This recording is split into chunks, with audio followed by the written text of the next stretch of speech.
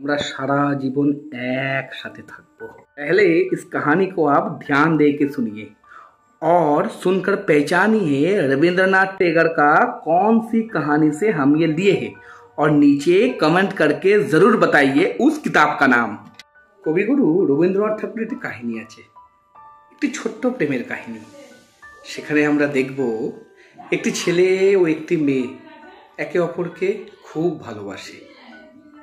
অনেক দিন ভালোবাসার পর তারা একে অপরের বিবাহ বন্ধনে আবদ্ধ হয়, আর তাদের বিবাহ বন্ধনের মধ্য দিয়েই তৈরি হয় ক্লাইম্যাক্স কাহিনীর।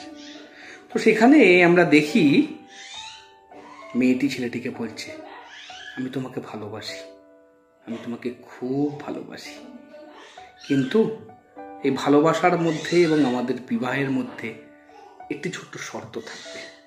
কি ছিল সেই শর্ত? আমি থাকবো ঝিলের এপারে, তুমি থাকবে ঝিলের ও পারে। এ কথা শুনে ছেলেটি চমকে ওঠে। ছেলেটি বলে, আরে কি বলে মেয়ে, তুমি কি পাগলি হয়ে গেছো নাকি? আমরা একে অপরকে ভালোবাসি, তাই তো বিবাহের বন্ধনে আবদ্ধ হতে চলেছি। আমরা সারা জীবন একসাথে থাকবো। তখন মেয়েটি বলে, আমিও তোমাকে অনেকটা ভালোবাসি, আর এই ভালোবাসার জন্যই তোমাকে আমি এই কথাগুলো বলছি। কারণ এক ঘরে থাকা, একসাথে থাকা আমাদের প্রেমকে হয়তো বিষিয়ে দেবে।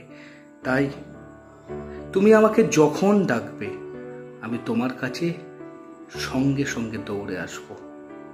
ঠিক তেমনই আমি যখন তোমায় ডাক, তুমিও ঠিক এমনই আমার কাছে দৌড়ে আসবে।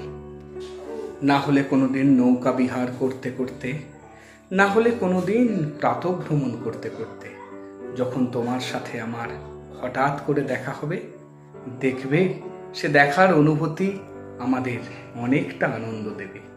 কিন্তু আমরা একে অপরের অধীনে হব না কখনো। আমাদের মধ্যে থাকবে ভালোবাসা, নিরন্তর ভালোবাসা, আর থাকবে শুধু স্বাধীনতা।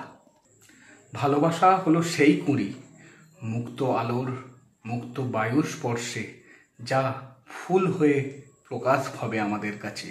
তাকে যদি এক ঘরের মধ্যে আবদ্ধ করে দাও, সে তো নিজের রূপ বিকশিত করতে পারবে না। আমি তোমাকে কোনোদিন আমার জন্য আকাশ ভেদ করে চাঁদ আনতে বলবো না।